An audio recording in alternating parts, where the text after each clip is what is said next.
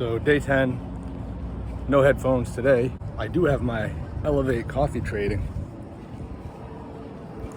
5K t-shirt on.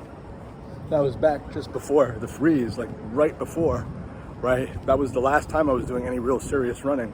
And I had done 3 5Ks in 3 days.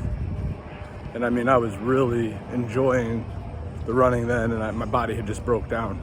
So yesterday I was watching Brittany Runs a Marathon. Fantastic movie, by the way. And the reason I'm even mentioning this is, as I was watching, so many scenes resonated with me. It was just like the reality of the situation with Brittany, dealing with her body image issues, her mentality around what people perceived of her. And it made me think of all the times, you know, I was a really chunky kid as a teenager. Then I became extraordinarily heavy, over 236 pounds in my 20s. And then really, ever since I lost that weight, about 2012, when I was in like CrossFit, and 13, whatever, before I went back to college and then eventually through grad school. Because even when I was pre-diabetic, at the end of Parker, when I was having some real health issues before I went keto, I was only 185 pounds, and people would have told me I was crazy if I said I was that overweight, but I was.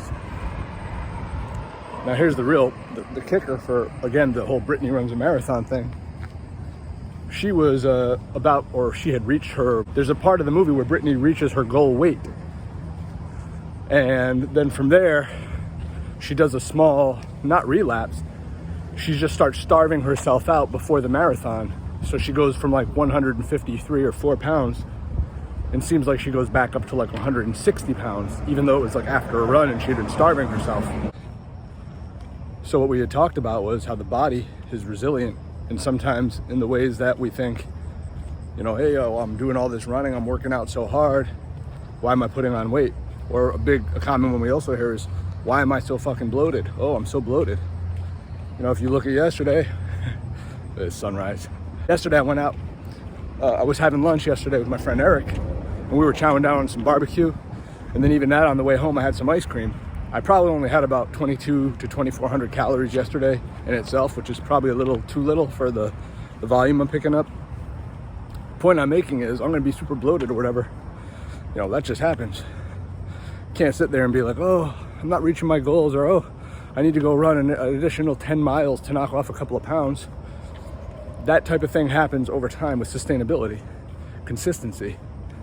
You know, I woke up today, actually probably in the most like baseline thin I've been in, you know, 2-3 months. So I guess where I was going with this as I start to run is, in my personal experience, and it's just a reality anyways, if you're out there running a lot and your goal is weight loss, or you have a particular goal or a number in mind, which at this point I do not in terms of my body, but for you out there, for all of you out there that do, if you have a setback on a day, especially when you're doing everything consistent, in other words, you're eating pretty damn good, pretty damn clean, you're running or exercising every single day, getting after it, that is not even a setback. It's probably that you're not eating enough. And it's probably that a little bit of sodium, a little bit of water weight. Doesn't mean shit. Just keep being consistent. Keep doing the right things.